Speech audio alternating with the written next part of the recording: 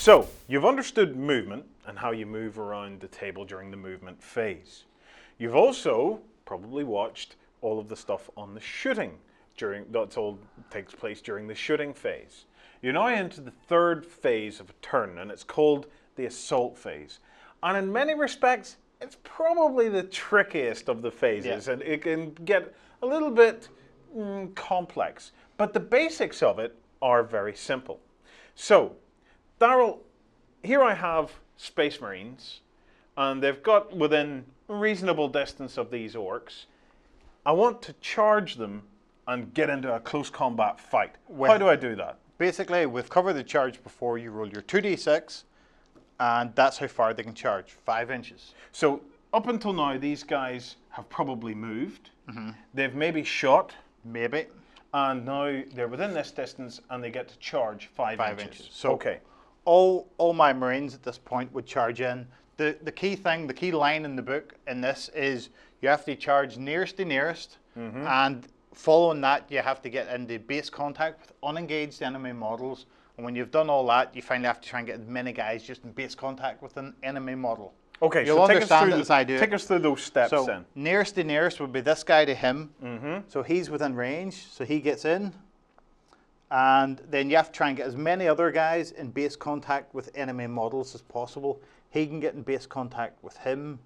And I don't think any of the rest of our guys can get into base contact with an unengaged enemy model at this point, because we're all slightly too far away. Okay. So at this point, the next step is trying to get into base contact with any enemy model. Okay. I believe this guy is the only guy left. He can get in the base contact with him, and he can't make it. So after you've did this is the charging does get a bit complex. The rest of them try to move up to get to within 2 inches of somebody who's actually in the combat. So you move them all up and you try to get This is them all getting back into what we've called unit coherency, where you have to be within 2 inches of another enemy model, or of another friendly model. But also, if you're within 2 inches of a friendly model who's in the combat, who's in base contact with the enemy, then you get the fight. Okay. So you want to try and get in. After I've sent all my Marines in, it would be the Orc player's turn to send in his Orcs. Okay, so how would that work? He gets to move 3 inches to get as many of his guys into the fight as possible. He's the same thing here, base contact with unengaged enemy models. So some of my guys that weren't in base contact with the Orcs now would be, like this guy can move in, he can move into there. I don't think he can make base contact, but he can move up, and all the rest of them he can get in, he would come into here, he comes into here, and 3 inches would get him to there, him to there, him to there, and him to there. All right, so now every model who's in base contact with the enemy or within 2 inches of a friendly model that's in base contact with the enemy gets to fight. Yes. Right, so the next step we have to work out is who fights first. Okay, so how do you work out once you've went into combat, you've rearranged all your miniatures, basically them all piling in to get into combat. How do you work out who goes first? Everybody, as we showed in our characteristic profile, has an initiative value.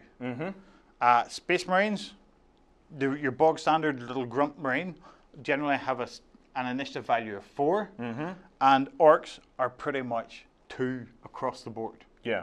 So the higher your initiative, the better. Yeah. So for me, the way I work it out is you work out who's got the highest initiative. You can have various initiatives throughout your unit. If you have a character in there, he would generally be higher. And you can have some sorts of special weapons that would reduce your initiative down to 1. But we're keeping it simple. Basically, all of these guys have initiative 4, and all of the Orcs have initiative of 2.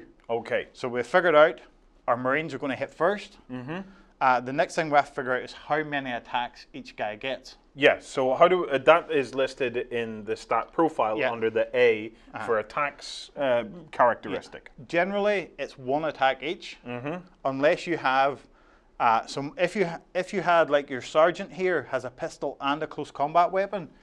That gives you +1 because you've got 2 close combat weapons. It's the same as if you had 2 swords. It would give you +1, and all the rest of these guys don't have 2 close combat weapons, so they have a standard of 1. Now, I'm going to break out at this point and introduce something that you will hear bandied around, which is called WYSIWYG.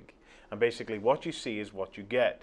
And that is basically that whenever your opponent looks at your Marines or at your army, whenever he looks at a particular model, really, that model, if you're going to say it has particular weapons, it should be modeled to have those particular weapons. The only caveat to this is all these tactical Marines are classed as having a bolter and a pistol. These all have been modeled with bolters, so they're fine. You're going to assume the pistol is in a holster.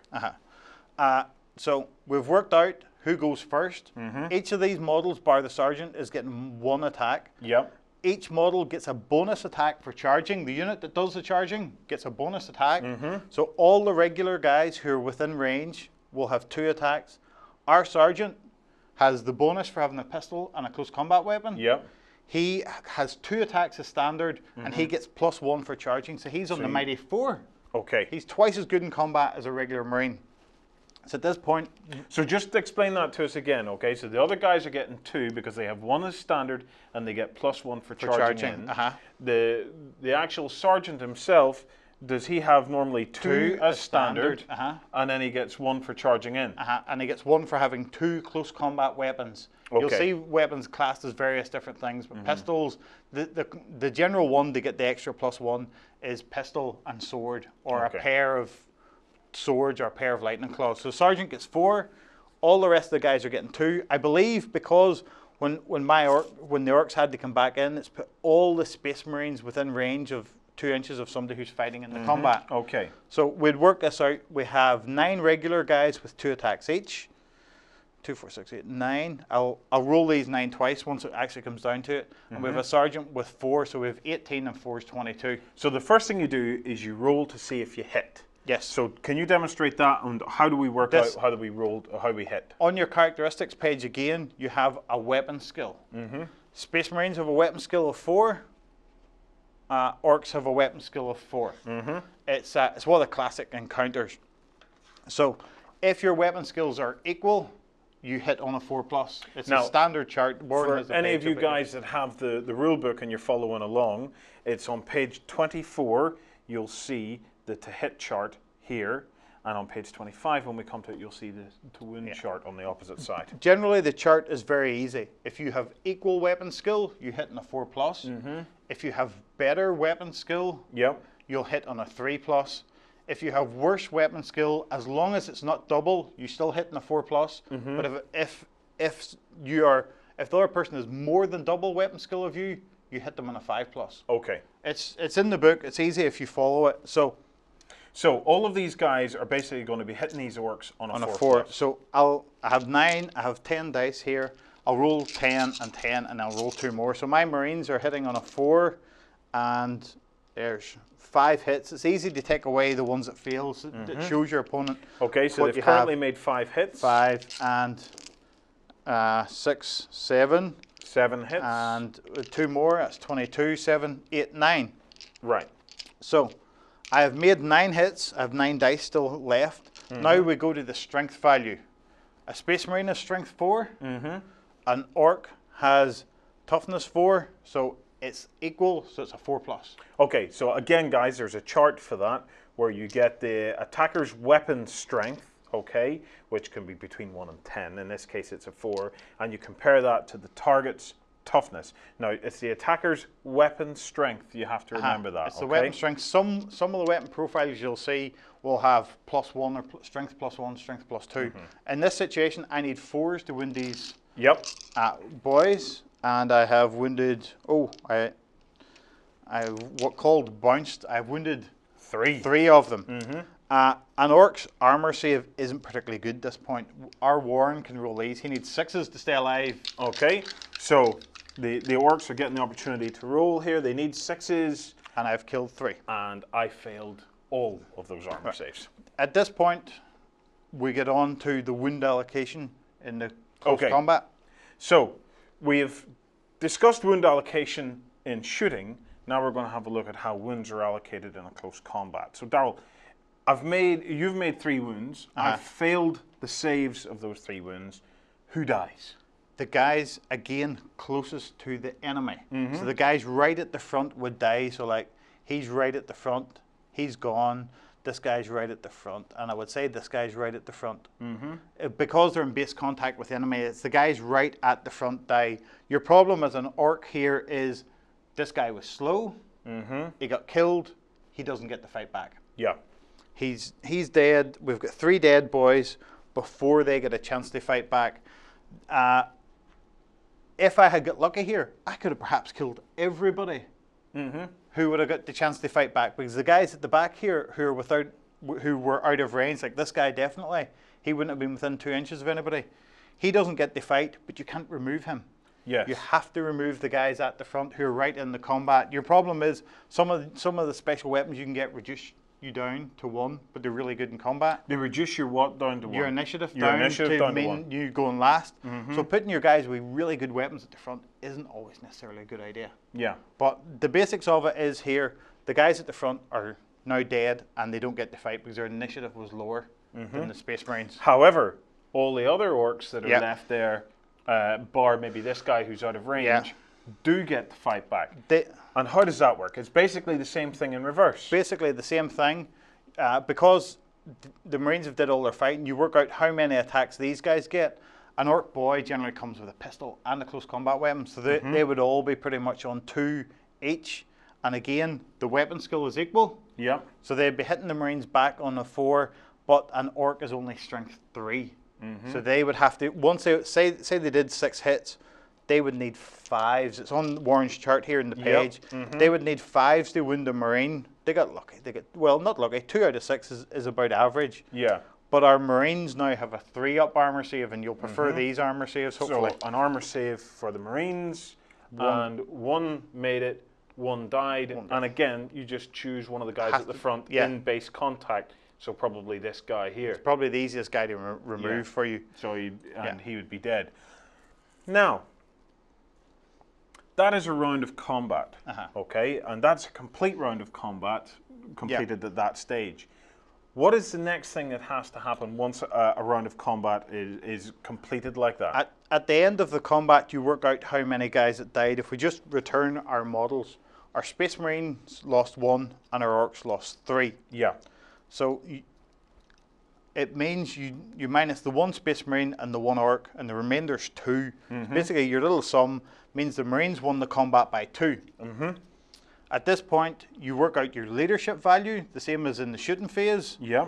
But you have to take -2 off the leadership value. So this is the morale checking after a close combat attack. This is your morale check. And the problem the Orcs have here is their leadership's generally not great. It's usually around 8. Yeah. And they're -2 because they're 2 models further down. So you'd have to roll your leadership with a modifier of -2. So you need 6s for your Orcs to stay there. Now, at this point, in shooting, Darrell, it only triggered once 25% or more of the unit was removed. Yeah. But in this case, it's just triggering because automatically because the Marines won the combat. Even if you lose it by 1, it's automatically. If the Orcs had killed 3 and the Marines had killed 3, then it would have been level and there would have been no need of a test. Yeah.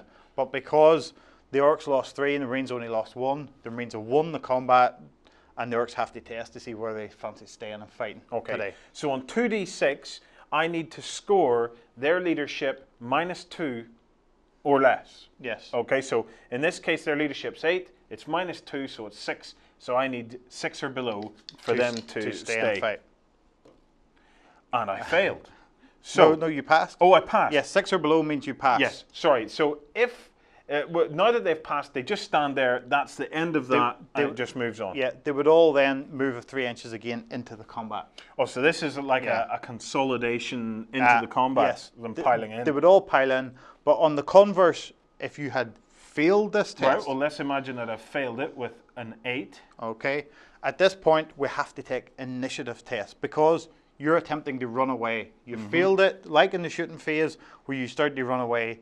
You failed this test, you've decided to run for it because you don't fancy this fight. Okay. And the Marines were a bit sore on you. This comes back to your initiative again. This is where initiative's vital. If we give Warren a green dice for his Orcs, you have initiative 2.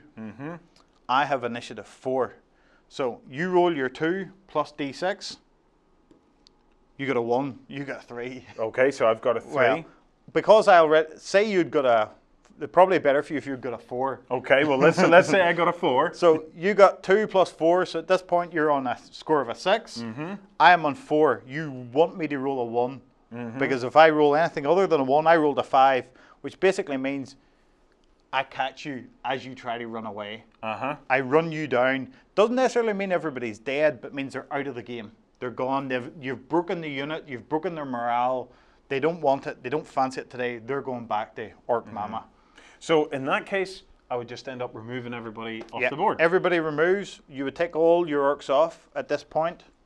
And the last thing the Marines get to do is they get to consolidate at the end of the combat. All your orcs have been swept down, and the Marines get to roll 1d6 for consolidation at the end of the combat. And I got a 6, which means I can move my Marines 6 inches any direction I feel 6 inches anywhere. Pretty much. Generally, it's towards the enemy. The things you can't do at this phase is you can't then charge into another unit for another round of combat. So you can't consolidate from one combat into another combat? No. In 4th edition you could, which was very painful. You can't do it any longer. But that's the basics of the combat. Your orcs did what orcs do, die. And our Super Marines did what Super Marines do. Live. Well, guys, that shows you the basics of combat. At basic level, it's pretty simple. It can get a little bit complex at times because you're trying to work out which models go where, but persevere with it and you'll get there. But it also shows you how fearsome combat can be, and you might think to yourself, well, up until now, why would I bother with combat when all this shooting is so great? Yeah. There's the reason why you want to get into combat, because you in these Space Marines only beat these orcs by 2, but because of the way the dice rolls fell, you were able to wipe out an entire unit of orcs. The only other thing that we should maybe cover is, say I had killed 10 orcs.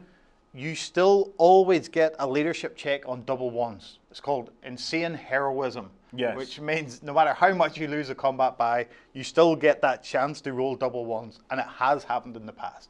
So whenever you're doing a leadership test, if you roll double 1s, you always pass, regardless. Always pass, regardless of the modifiers. If you'd leadership 8 and you lost a combat by 10, you would think you're on -2. But no, double 1s always say the guys just decide it's a good day to die. We're going to stay here and fight.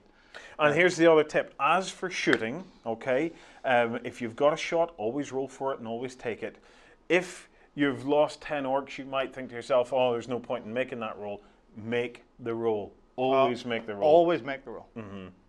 Okay, guys. So, Darrell, that pretty much wraps up close combat and assault. Fellas, stay tuned as we take you through the next set of rules for Warhammer 40k 6th edition.